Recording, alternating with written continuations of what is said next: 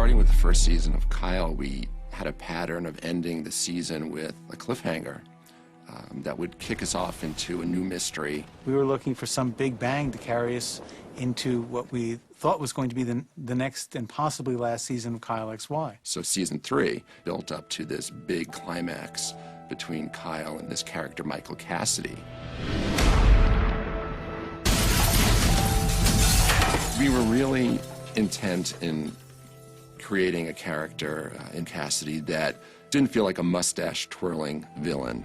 Wait a long time to meet you, Kyle. Glad you're here.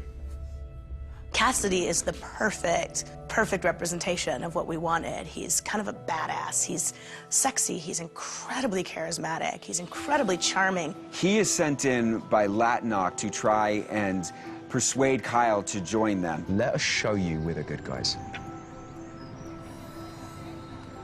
I'm not interested. I'm hoping you'll change your mind.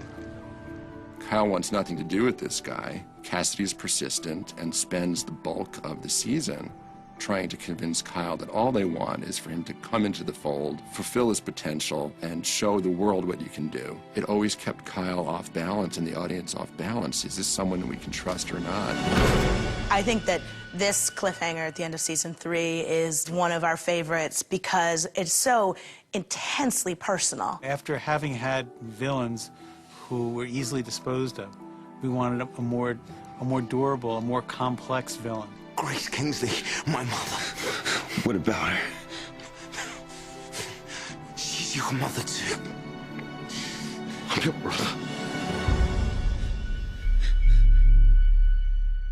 We fully intended to continue to explore this new discovery in the show. Unfortunately, we didn't have that opportunity. I know a lot of fans are wondering where the show would go after that moment, and we had big plans. We intended to be coming back for another season, but we didn't. And so when all said and done, we have a lot of story to tell still. When you have a show that's built about a boy who presumably has no family and only has the family that adopts him, when you learn that he actually does have biological family, it's extremely powerful material. And the intent was to give us a lot to play with. 100% Cassidy was telling the truth.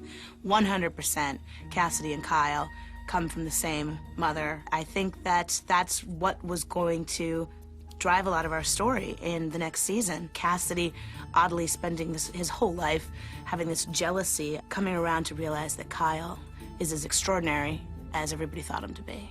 I think Cassidy would have remained an antagonist, but I think it's in Kyle's nature to try to understand how could Cassidy, who's his own brother, be so evil? How could he threaten to harm the people that Kyle loves the most? I'll hurt everybody that ever mattered to you. One of the things that we wanted to explore in the next season was really having Kyle struggle with the question of, is it okay if you don't like your family very much? Does blood bond you forever? Or is a family like the Traegers that takes you in and loves you unconditionally? Is that what family's really all about? All he's ever wanted was to be a part of your family. To Kyle, this is home.